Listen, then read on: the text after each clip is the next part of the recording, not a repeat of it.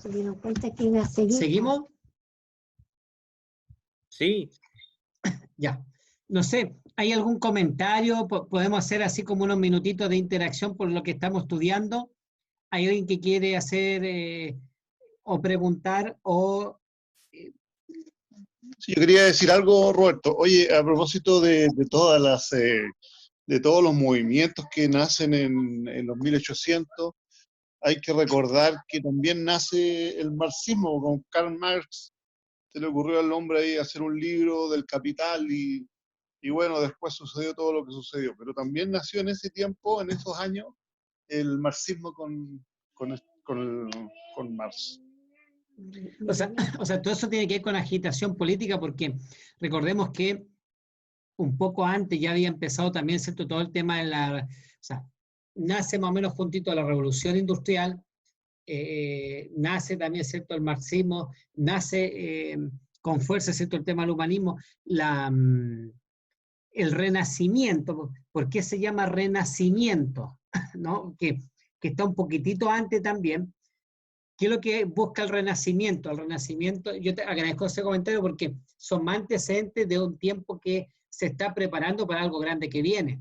El renacimiento lo que buscaba por medio de las artes, por medio de la cultura, por medio del desarrollo del hombre, por eso es cierto, viene aquí tan fuerte todo el tema del humanismo, es que, ¿por qué renacimiento? Intentaban renacer el periodo de gloria o de oro, o el periodo dorado de la antigua cultura griega, la cultura helénica, ¿no?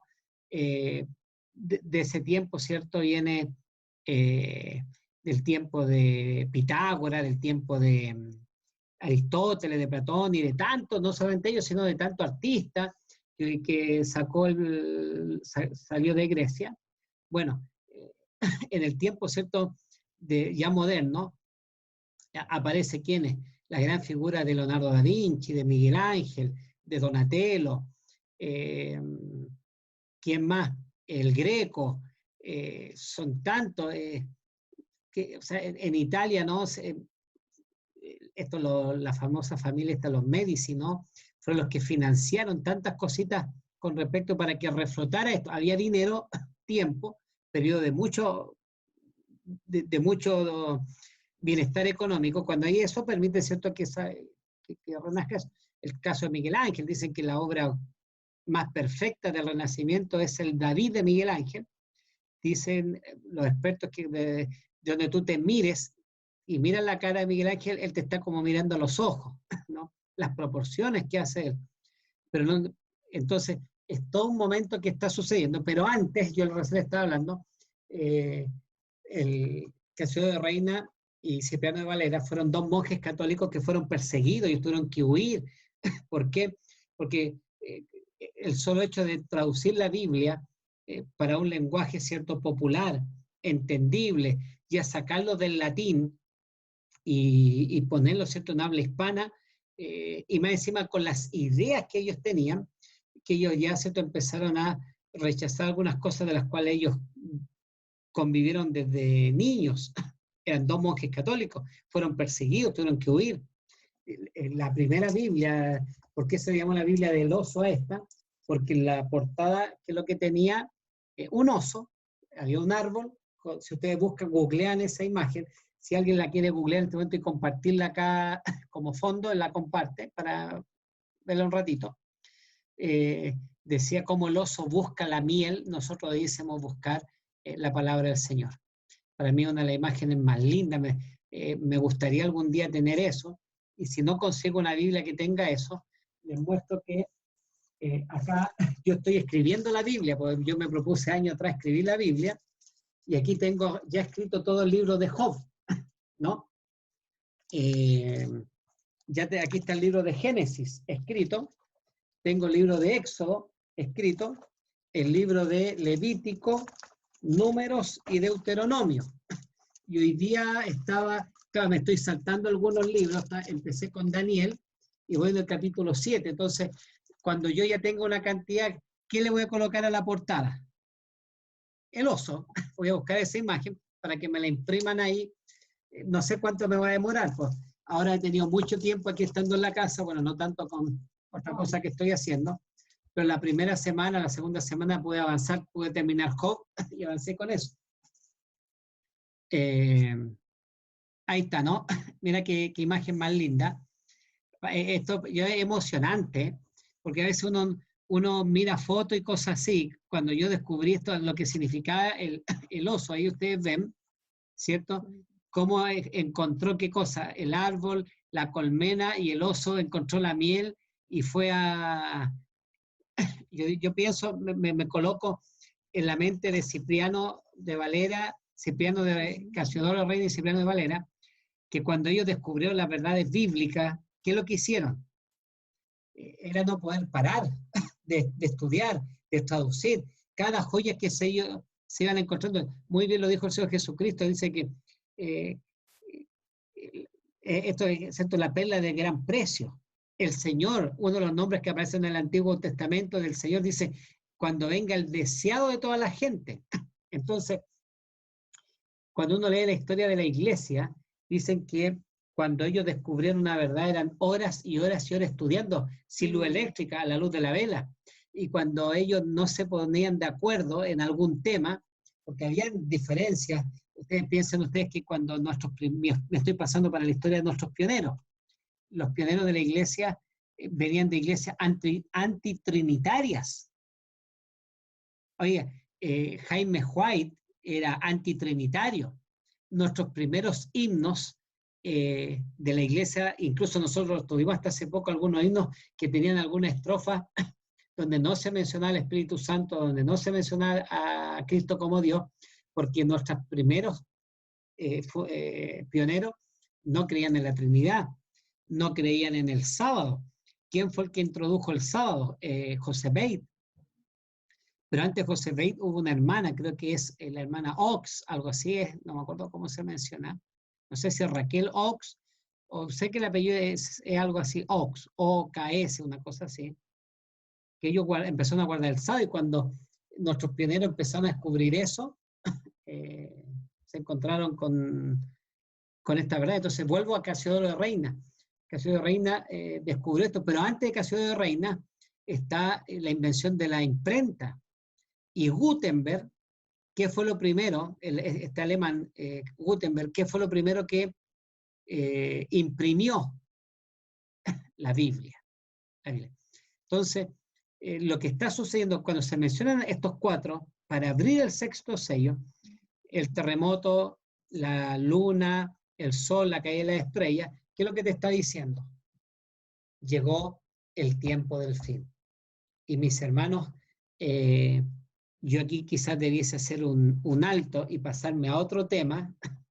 Yo creo que es fundamental que nosotros entremos, no hoy día, pero el capítulo 10 de Apocalipsis. Porque fíjense que cuando está pasando toda esta agitación, le hago la pregunta, ¿cuál fue la respuesta de Dios a este tiempo de agitación? Política, cultural, humanista, después vienen las guerras mundiales. Lo que estamos viviendo nosotros ahora, yo siento que es una cosa tremenda. Un bichito puso al mundo de rodillas. Uno dice, el coronavirus, tantas cosas. Si el Señor lo dijo en Mateo 24, Cristo dijo, y vendrán pestes, lo que estamos viviendo ahora, ¿por qué estamos en cuarentena? Oiga, cuando las hojas de la higuera empiezan a florecer, ¿de qué debemos hacer nosotros? Dijo el Señor Jesús. ¿No? Erguí vuestras cabezas, porque claro, la higuera cuando empieza a florecer dice que el verano está cerca. Bueno, cuando suceden estas cosas es porque el Señor está a las puertas.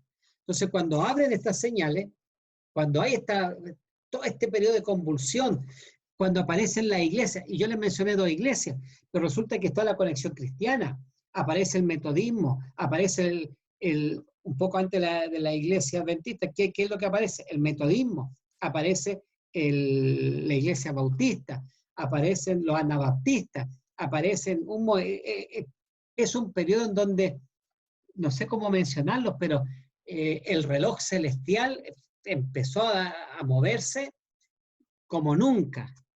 Le hago la pregunta a usted, ¿Cuál fue la respuesta del Señor a este periodo? Pista, capítulo 10 de Apocalipsis. Mientras está sucediendo todo esto, se está preparando el panorama mundial. ¿Para qué? Levantó un pueblo y una profeta. Levantó un pueblo. Levantó un pueblo. Quiero introducir a la profeta dentro del pueblo. El Señor levantó un pueblo. Esa fue la respuesta del Señor. ¿Cuál fue la respuesta? Fíjense, ojo, ¿cuál fue la respuesta del Señor cuando Él vino a este mundo? Levantó un pueblo. Cuando Él ascendió al cielo, ¿qué dejó aquí en este mundo? Levantó un pueblo. Cuando Roberto, inició... ¿ah? que yo hoy día te hacía una pregunta porque yo Apocalipsis 10 lo comparo con Ezequiel 2 y 3, que también habla del librito. Entonces nosotros como iglesia siempre lo relacionamos netamente con el chasco, pero ese es un episodio, pero me da la impresión que Apocalipsis 10 es más que el chasco. Llega hasta el día de hoy y yo creo que me gustaría que a lo mejor tú pudieras leer Ezequiel capítulo 3, no ahora, y ver si se puede hacer el complemento con Apocalipsis. Hay conexión, porque claro, el librito abierto que está, porque vamos a leer, porque voy a introducir el tema de del Roberto, capítulo. porque el libro abierto significa que ya se abrieron los 7 sellos también. Sí, lo que pasa es que, ojo, el libro abierto, lo voy a abrir incluso simbólicamente, ¿no? El libro abierto que el Señor abrió es, ¿qué libro? El libro de Daniel, ¿ya? ¿Por qué? Voy a leer, me voy a preocupar de leerlo, Claudio, pero resulta que en el capítulo 10 aparece un libro abierto. ¿Pero a qué libro se refiere? Al libro de Daniel. Y el libro de Daniel... Daniel sella estas palabras hasta el tiempo del fin. Claro, por eso, no me acuerdo quién fue, si... ¿está Arturo o no está Arturo en el grupo? Ahora no. Ya, le tengo que contestar porque él me escribió, yo en algún momento dije esto. Entonces, por ahí tenemos que volver a Daniel. Si vamos a volver a Daniel, no estoy diciendo, Dios se hubiese encargado de otra forma de hacer entender a su pueblo, pero cuando da Daniel el capítulo 8, hasta 2300 tarde y mañana, y el santuario será purificado, listo, ahí como que se acaba la visión.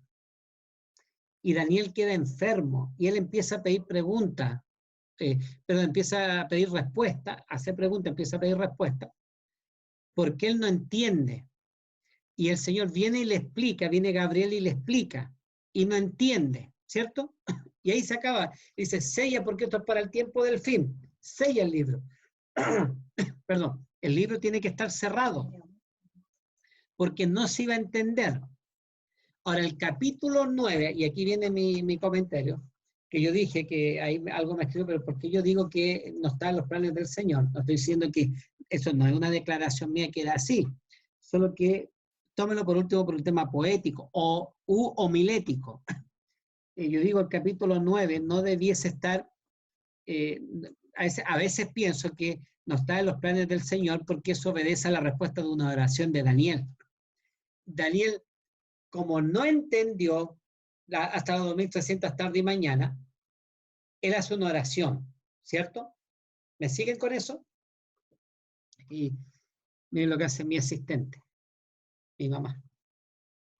Que sigue, yo no tengo tiempo. Ya. El capítulo 8 dice 2300 tarde y mañana y el santuario será purificado.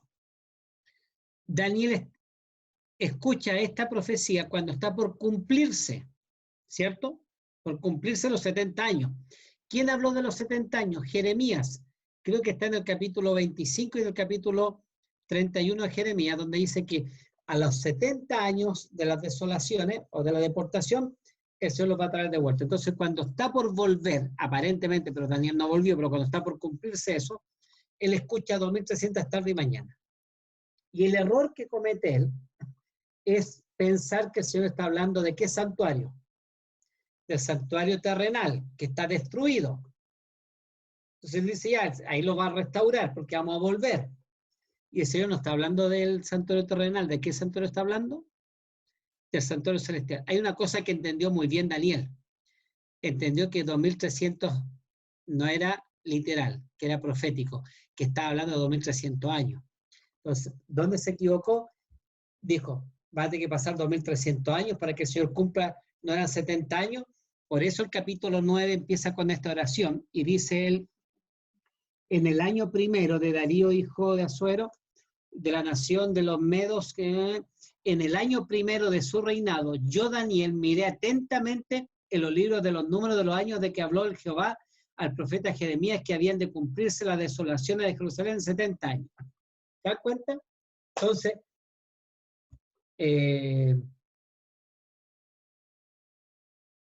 Daniel está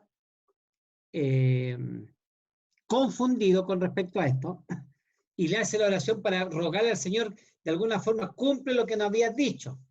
Y ahí aparece la profecía de las 2300 tarde y mañana, que está por cumplirse. Para ellos los 70 años, que eran literales, pero aquí aparece esta profecía que es simbólica, pero que es profética, escatológica para el tiempo del fin. Entonces, el librito, ahora me conecté, por eso me he quedado caído un ratito, ¿por qué dije esto? Pues cuando Claudio me dice el libro abierto, este libro estaba cerrado. Este libro estaba cerrado. Y ahora, en el capítulo 10 aparece el ángel, que es Cristo, ese ángel que está ahí, es Cristo. Ya vamos a ver algunos detalles con respecto a eso. Algunos tienen problemas cuando uno dice, hay ciertos hermanos de iglesia que no les gusta colocar a Cristo como ángel. O dicen que ángel está en una categoría inferior, que piensan, ¿cierto?, que es un ser creado. En el caso de Cristo, ¿cierto?, a veces toma esa función. Piensen ustedes que yo hace poquitito, hace 2 semanas atrás, puede ser, tomé una semana, me pidieron los jóvenes que hablase de profecía y terminé hablando, quise hablar de cristología, y hablé de cristología. Y en el capítulo 3 de Éxodo, se presenta, cuando está Moisés en la zarza ardiente, dice así, dice, el ángel de Jehová estaba ahí en la zarza. Cuando se acercó Moisés, el ángel de Jehová, después dice Jehová, y después dice Dios. Mire todos los nombres que toma Dios en el momento que conversa con Jehová, cuando ustedes lo repasen. Dice el ángel de Jehová, cuando conversa con Moisés, ahí en la zarza, ¿qué es lo que dije? El ángel de Jehová, Dios, Jehová, el Dios de Abraham, el Dios de Isaac, el Dios de Jacob. Y después le dice otro nombre, yo soy. La misma persona está hablando y en solo un capítulo se mencionan 7 nombres diferentes para la misma persona. Y ahí aparece el ángel de Jehová también, refiriéndose a Jehová. Y yo conversaba con los jóvenes, les decía que ese Jehová no es otro, sino ¿quién? Cristo. ¿Por qué? Porque aparece después en el Nuevo Testamento, ¿cierto? Llegué a la conexión para decirle que era Cristo. Entonces el ángel que está con el librito abierto, en el capítulo 10 de Apocalipsis, es Cristo, ¿no? Especialmente se hace la conexión con el capítulo 1 del mismo Apocalipsis, son las mismas características de que cuando de la visión que tuvo, la visión inicial que tiene Juan, y las mismas características tiene en esa visión inicial Cristo. Entonces, ¿qué sucede acá? El capítulo, perdón, quiero volver a lo que recién dije, y que Claudio lo respondió muy bien. ¿Cuál fue la respuesta del cielo? Y ojo con esto, yo creo que aquí ya empezamos, pues no sé cuánto nos vamos a encerrar, pero yo siento que el capítulo 6, cuando el Señor presenta todo esto del tiempo del fin, agréguele todas esas cosas que, no sé si fue Raúl Marcone, no lo reconocí, o fue Jean-Pierre, que habló, que dijo otras cosas que están sucediendo en ese tiempo. Todo este periodo entre el año 1755, que comienza con el terremoto, y que termina con la segunda venida del Señor, porque dice que finalmente esto termina con la segunda venida del Señor. Fíjense, en este periodo del año 1755 y hasta la Segunda Avenida, a ver si que ustedes me ayudan. ¿Qué cosas sucedieron? Hagamos un repaso. Entre 1755, pueden mencionar algunas cosas que dijimos antes. A ver si ustedes pueden interrumpir, abran sus micrófonos para que vayan diciendo qué cosas sucedieron en este periodo que le hemos mencionado. ¿Qué cosas aparecen? ¿Qué cosas se muestran?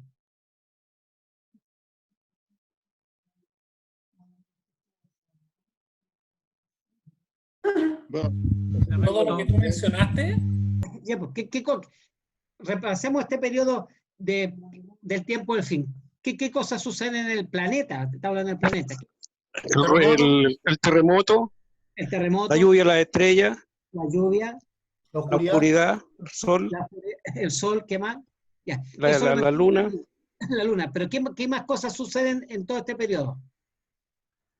nacimiento de varias iglesias. Nacimiento de varias iglesias.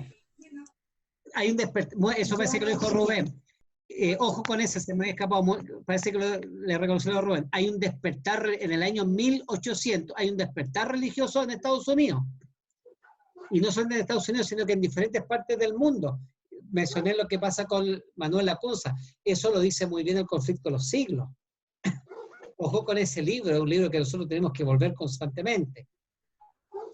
Hay un despertar religioso. milenista en Estados Unidos. ¿Qué cosa? El movimiento milenista en Estados Unidos. El movimiento milenista. ¿Qué más? ¿Qué cosas suceden? La Primera y Segunda Guerra Mundial al comienzo del año, hoy en el siglo pasado, imagínense, nosotros lo estudiamos y eso ya es siglo pasado. ¿Qué cosas más suceden? En 1798, la herida mortal. El año 1844, ¿no? Que se cumple las 2300 tarde mañana. ¿Qué otras cosas suceden? El humanismo, la razón, la independencia de los países. Cuando se independiza Estados Unidos, pero el primer país en independizarse de los imperios fue Francia, ¿no? Con la Revolución Francesa. Y pone ahí la diosa de la razón. Y después aparece, se independiza Estados Unidos de Inglaterra. ¿Y cuál fue el tercer país en independizarse de una monarquía?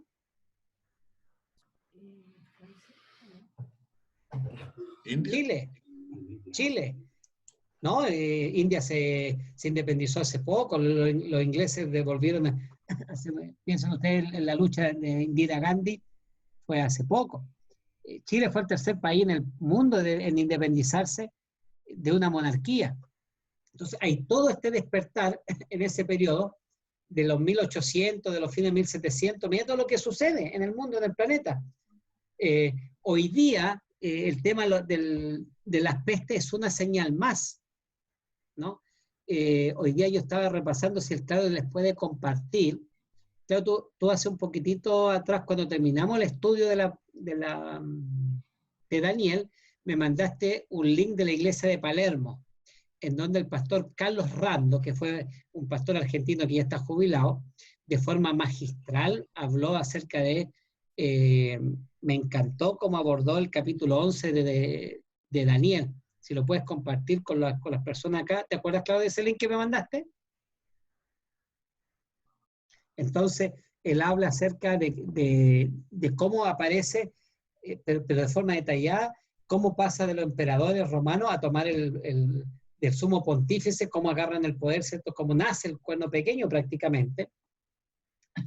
Entonces, fíjense todo lo que sucede en este tiempo. Y vuelvo a repetir la pregunta, ¿no? Que ya fue contestada.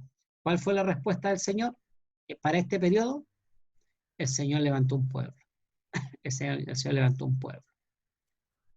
El año 1844 hay algo tremendo que pasa en el cielo y hay algo tremendo que pasa en esta tierra.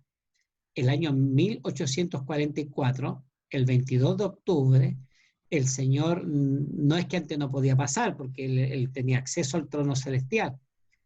No es que él no tenía acceso al lugar santísimo, porque en el cielo no hay separación, ojo con eso, espero que nadie les complique. Yo me recuerdo que años atrás estaba en una iglesia en el sur, y me pasó aquí en la iglesia Gómez Carroño con un líder de ahí, cuando yo les dije de que el santuario celestial es diferente al santuario terrenal. Claro que el santuario terrenal es más grande el comedor que tenemos aquí en mi casa, que tampoco es tan grande. El santuario terrenal era algo chiquitito, tenía una división. Con la muerte de Cristo se rasgó el velo. En el cielo no hay un velo que divida al asunto. Entonces, en el caso de Cristo, Cristo pasa de lugar en el cielo. ¿Qué está sucediendo en el cielo el 22 de octubre de 1844? Cristo está pasando de lugar santo a lugar santísimo, comenzando el último esfuerzo por salvar personas. Está comenzando el juicio investigador, es algo solemne. Quería hacer una consulta, Roberto. ¿Quién es, Raúl? Raúl, sí, Raúl. Oye, mira, lo que pasa es que estábamos hablando respecto al cuerno pequeño y todo lo que pasa con Daniel, pero también está la segunda de Tesalonicenses, donde Pablo habla de que antes que venga la segunda venida de Jesucristo, se va a presentar el hombre malo, o el día malo, no recuerdo. El hombre de pecado, sí. El hombre de el hombre de pecado. O el inicuo, también le mencioné. El inicuo, claro. Si nosotros estamos a las puertas o eventualmente a las puertas de una segunda venida, debería venir entonces eso, el inicuo, como se llame, o ya sucedió eso con el tema del cuerno pequeño. Es el cuerno pequeño, lo mismo. Ya cuando abordemos el capítulo 12, el capítulo 13, porque eso es fundamental. Pero así que te contesto rapidito, Raúl. Esa es tu pregunta, ¿cierto? ¿O hay algo más?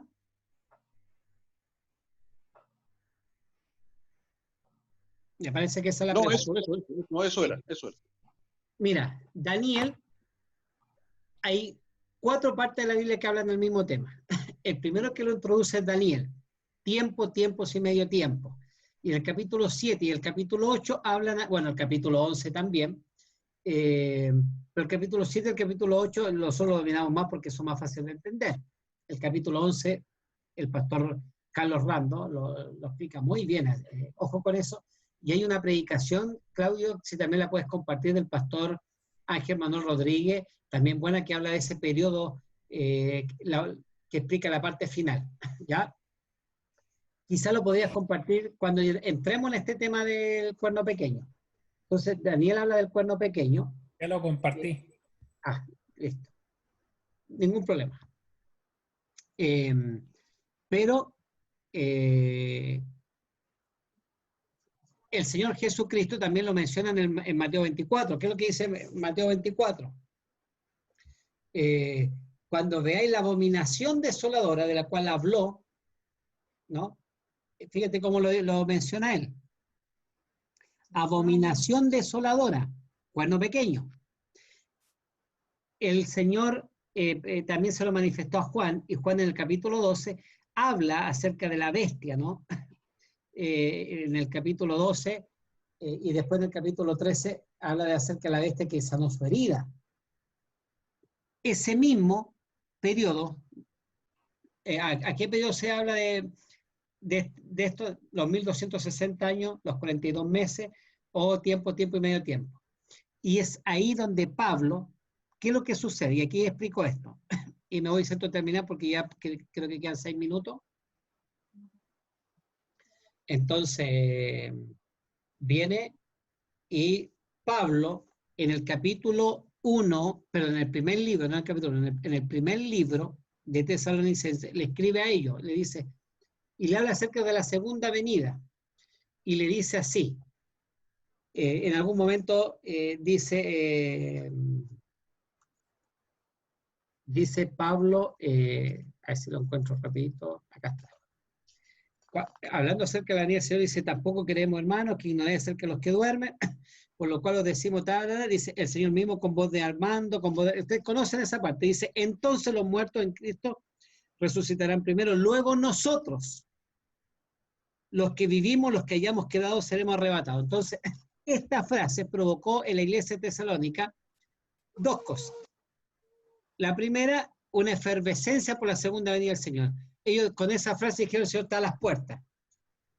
Y pasó algo similar a lo que pasó en tiempo de Miller. Y la gente dejó de trabajar, dejó de preocuparse, y en el capítulo 2, él responde a esto y dice: manifestación del hombre de pecado. Dice, con respecto a la venida de nuestro Señor, con lo que había dicho, con lo que él había provocado, con la frase anterior que él dijo: nosotros los que quedemos vivos, dice, con respecto a la venida de nuestro Señor Jesucristo y nuestra reunión con Él, os rogamos, hermanos, que no os dejéis mover fácilmente de vuestro modo de pensar, ni os conturbéis ni por espíritu, ni por palabra, ni por carta, como si fuera nuestra, en el sentido de que el día del Señor está cerca. Entonces ahora le pone paño frío, y aquí aparece lo siguiente. Nadie os engañe de ninguna manera, pues no vendrá sin que antes venga, ¿qué cosa? La apostasía. ¿Y quién había dicho esto? El Señor Jesucristo, Mateo 24. ¿Quién lo había dicho? Daniel. Y después le iba a decir Juan en el Apocalipsis. Dice, antes que venga la apostasía, perdón, y se manifieste el hombre de pecado, el hijo de perdición. ¿A quién se está refiriendo? Al cuerno pequeño. Porque el cuerno pequeño está puesto ¿para dónde? Para el futuro. ¿No? No sé, fíjate que Satanás usó a Antíoco Epífanes, no sé si está en su cabeza ese nombre, Antíoco Epífanes, IV. Antíoco Epífanes vivió 200 años antes que Cristo, un poco menos. Por ahí por el año 1164 al 168 asoló Jerusalén, la destruyó, profanó el templo, hizo un montón de cosas, y resulta que algunos piensan que el cuerno pequeño es él. ¿Quién mata? Y hasta el día de hoy hay muchas iglesias que atribuyen a Antíoco Epífanes. ¿Quién mató esto? Roberto, quedan 3 minutos, y lo otro que en el chat Rubén ha subido los sermones que tú dijiste. Ya, ok. Entonces, Pablo y Jesús matan esa interpretación. Son muy claros ellos, porque mientras muchas iglesias preteristas dicen que el Antíoco Epífanes es el cuerno pequeño, resulta que el Señor Jesucristo dice, no, pues, si la humillación desoladora viene en el futuro. Y Pablo aquí está diciendo, nadie os engañe de ninguna manera, pues no vendrá sin que antes venga la apostasía y se manifieste el hombre pecado, el hijo de perdición, el cual se opone y se levanta contra todo lo que se llama Dios, pues es objeto de culto, tanto que se sienta en el templo de Dios como Dios, haciéndose pasar por Dios. ¿No os acordáis de que cuando... Y ahí sí. Entonces, para ir cerrando ya, queridos amigos, vuelvo al capítulo 6 a los sellos. El capítulo 6 de Apocalipsis, el sexto sello nos dice, nos lleva a nosotros, a nuestro tiempo, al tiempo que estamos viviendo. Y la respuesta divina para este mundo convulsionado, para estas señales, para lo que está sucediendo, es que el Señor en el cielo, yo me preocupo de ustedes en el cielo. Siguen ustedes haciendo la obra por la cual yo los levanté. En el cielo yo me preocupo de ustedes. Yo voy a defender su nombre cuando pase por el Tribunal Supremo. Pero en este planeta, porque aquí en el planeta cayeron las estrellas, en el planeta se oscureció el sol y la luna, en el planeta fue el terremoto, en este planeta hubo un despertar religioso, en este planeta aparece el marxismo, el humanismo, el capitalismo, en este planeta aparecen las guerras mundiales, las pestes, en este mundo es donde pasa todo esto. ¿Cuál fue la respuesta divina? Levantó, y eso es lo que vamos a estudiar la próxima mañana, pues mañana nos juntamos a esta hora, el Señor levantó un pueblo.